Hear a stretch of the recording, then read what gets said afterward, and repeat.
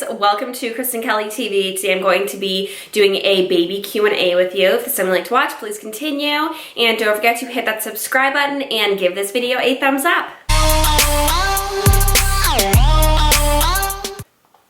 Alright, so these are all questions that I got from viewers on Instagram and on Twitter. So the first one says, what other name were you thinking of besides Winter? So I had a lot of names I really liked. I really liked the name Aspen. I liked the name Yuki, which is the same name as my other dog. I loved the name Tallulah. Chris didn't like that though. I liked Rosie.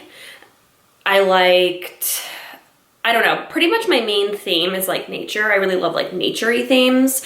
So I really wanted the baby to have like a cool nature themed name, like rain, river, something on that line. Like if Winter was a boy, Winter was going to be ocean. So I really wanted her to have a really like cool name. I wanted it to be unique and beautiful, but not be like so super crazy that like people had a hard time pronouncing it or a hard time spelling it or writing it.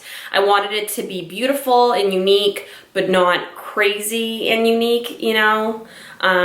Like some lady just named her kid Absidy, which is like ABCDE, you know? So she named her kid Absidy. It's just like crazy. So I wanted it to give her a unique name, but not like an overly crazy name, you know? So yeah, I really liked the name Winter, and also the fact that she was born in winter made me just be like, you know, it just was meant to be, or she was supposed to be born in winter, made me just think like it's meant to be, you know? What other names did I really love? Marilyn, which is my mom's name. Barbie, like the Barbie doll. I love the name Goldie. I just think the name Goldie is like so pretty. But I really wanted something beautiful and naturey, and yeah, so I went with Winter. Also, what made you stick with Winter? I think because I did definitely go back and forth with what name I wanted to give her. I think I stuck with Winter because of the fact that she was being born in winter. So that made me just feel like, okay, she's being born in winter. I love the name Winter. It was meant to be. But then when I found out but then when she wasn't born in winter, there was actually like a good 3 days that we didn't know what we were going to name her. And we were going back and forth with names, and Chris had never really given me a name that he liked, and then all of a sudden he was like, what about Violet? Which I like the name Violet, but he was like, what about Violet? And I was like, yeah, I guess Violet's like, it's okay, we can think about it. And then his sister messaged me and she was like, look at this. It was like something that somebody gave her, and it was like the color purple. And she was like, it's a sign because it's purple. And I was like, yeah, I'm gonna have to put my foot down and just like come up with a name, or he's gonna name her something. So I was like, Winter, we're just gonna stick with Winter. I loved it so much. And I think that everybody, like my mom hates the name. She still hates the name. The other day I was on the phone with her and she was like, oh, so we're sticking with Winter? And I was like, well, it's on her birth certificate and her social security card, so yeah. But everybody, like as soon as I told people the name, it was like, oh my God, I love that name. Or it was, oh my God, I hate that name. So my mom and my mom's sister were really against the name. So it definitely, I don't know, that definitely put a lot of, yeah, on my plate, because I was like, oh my God, and like, is she gonna hate this name? And then Chris and I were talking about it, and Chris was like, well, she's gonna hate her name no matter what it is. And I was like, oh my God, don't say that. I don't want her to hate her name. You know, I want her to have like a name that she loves. So hopefully she loves the name Winter, because I really love it. But it definitely, I went through stages of loving it, hating it, not knowing if I was giving her a good name. Because another thing is that, you know, my mom and my aunt were like, well, she has to live with this name forever, and you're giving her like a crazy name and she's going to hate you. And my mom was like, you know, you think she's going to be a Supreme Justice with the name Winter? And I was like, well, I mean, they would go after her last name. It wouldn't be like Supreme Justice Winter. But yeah, I don't know. It was just, it was crazy. I just really didn't know if I was making the right decision. And then I started hating the name because, oh, that was another thing, is like everyone kept putting the snowflake emoji, and it was making me hate the name Winter. Like, because I was like, she's not an emoji and she's not a snowflake, you know? And it was just like everybody kept tweeting and messaging me and like posting on Instagram like the snowflake, and I like started hating the snowflake. And actually I just changed her Instagram to like put a little snowflake on it because it was like making me crazy. I was like, I don't want her to be associated with a snowflake. She's not a snowflake, she's Winter. But it was like, you know what, snowflakes are unique and individual and beautiful, and so is she. And the more that we're saying the name, the more it really is like her name, you know? And then we gave her the middle name Rose. So her name was going to be Winter Kristen Shavank. So she was going to have my name as her middle name. But then Chris's mom has passed, and her name was Michelle. And I don't really like the name Michelle. So I would love to give her a middle name that was similar to something that, you know, maybe like Chris loved, or was similar to his mom's name or something. And Chris said that his mom loved flowers, and we decided to go with Rose. So it's Winter Rose Shavank. So it's Winter Rose. And I love that, you know, it's because she also blossomed early. Chris came up with that. So she blossomed early. Her name is Winter. Winter Rose. I want you to go into as much detail as possible about the healing process has been for you afterwards, so I know what I'm looking forward to. The healing process. So I just stopped bleeding. My vagina just stopped bleeding. And today is December 29th, and I had her on November 28th. So it took an entire month for me to stop bleeding. So I was using, in the beginning, they give you these pads at the hospital that look like, they look like they're like the size of like a horse's dick. They're so big. And I was using those for like the first few days, but they are honestly so big that they made it uncomfortable to walk. Like you would walk and it would hurt. So I stopped using those, and I just went to the store and I got like big pads. And then after about a week and a half, 2 weeks, I got the thin pads, and I've been using those like every day, and I just stopped like yesterday using them. So I just stopped bleeding. However, I was cut. So I don't know, if you're not cut, maybe you don't bleed that much. Maybe you won't bleed as much as I bled. I don't know. Other than that, I pretty much was good after. I mean, the pain, I couldn't sit. It was very hard to sit. Like I got a donut from the hospital. It was very hard to sit, and I was bleeding. After about a week, the being hard to sit stopped, and the bleeding just stopped, and pooping was very hard, but pooping now is normal. So after a month, you'll be back to normal. But the first week, I would say that you're gonna be in pain, which sucks, but it's not that bad. But it was very painful, and I love Chris, but he's not the most understanding.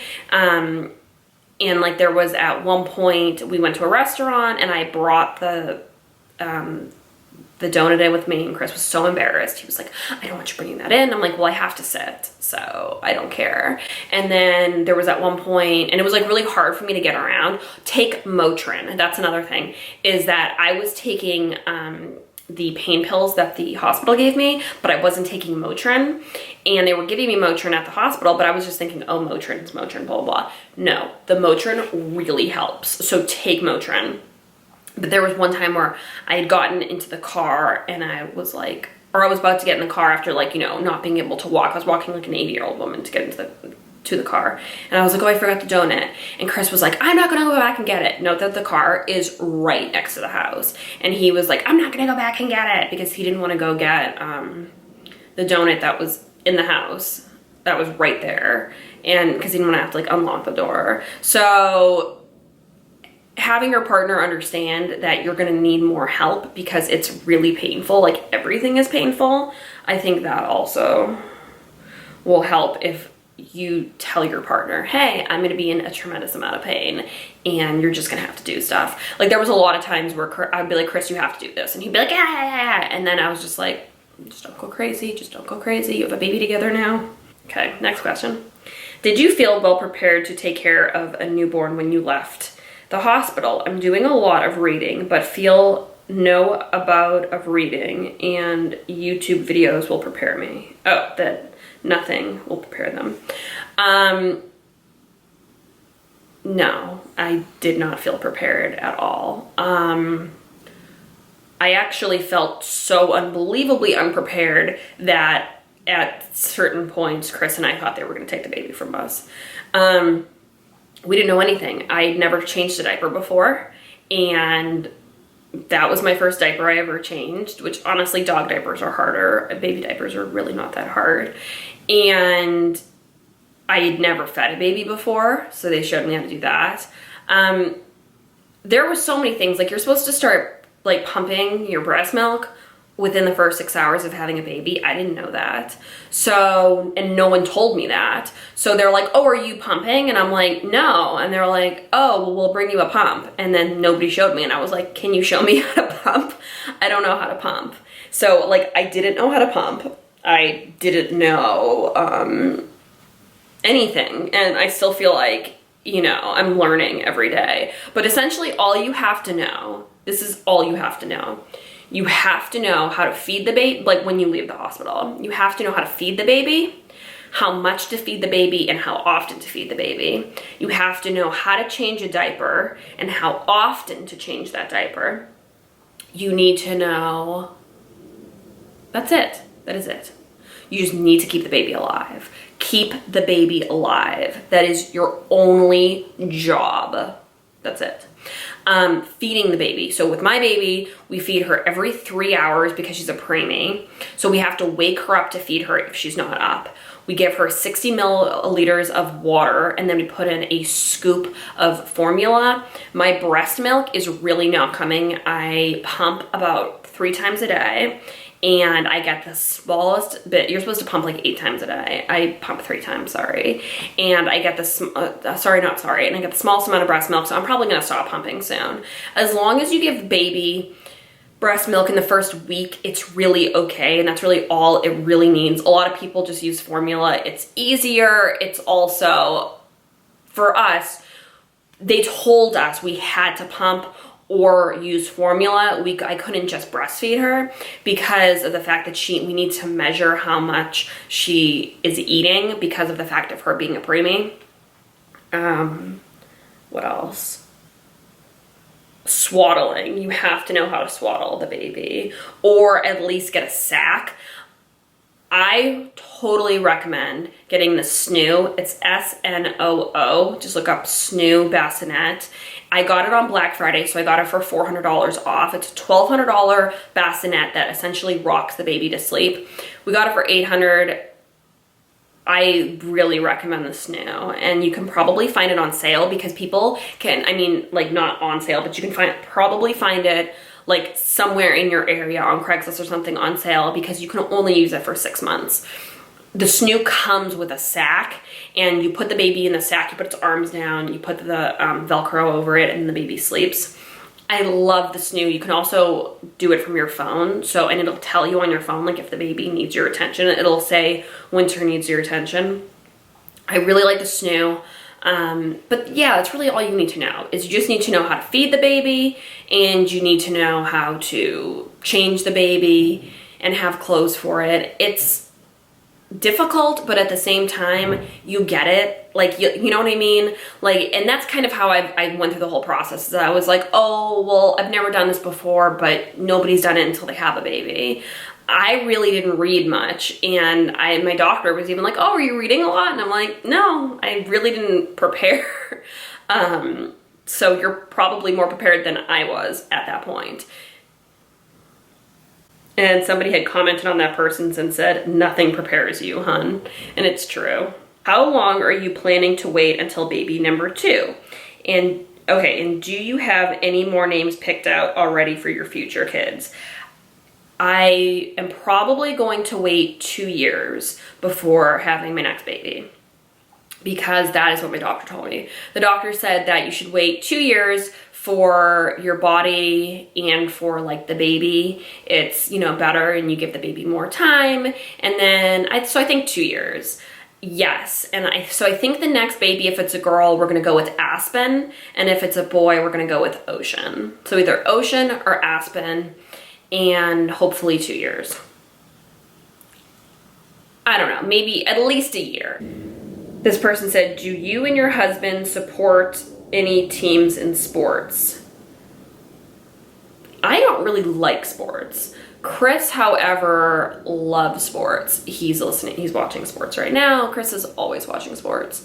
We're from New England. We live in Boston. So, of course, like the Patriots and the Red Sox and the Bruins.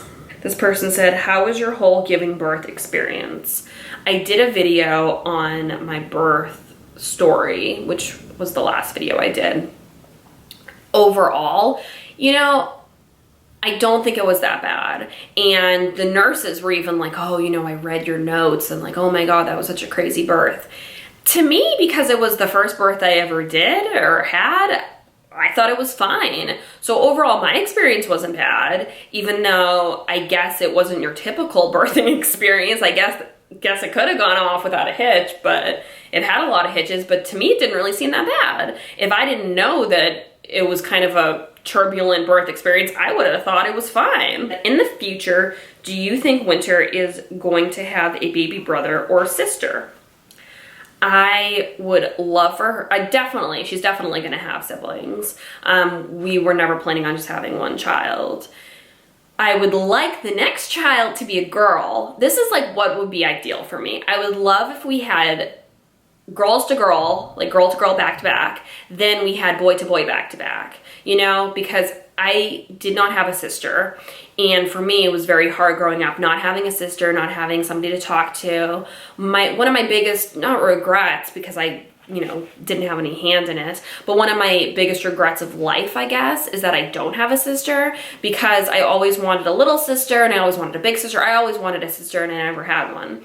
And I would not want to have a son and him not have a brother. So I definitely think that it would be great if we had another girl and then we had 2 boys, and then whatever. As long as my kids have siblings, I think they'll be fine, and I think they'll have a great life.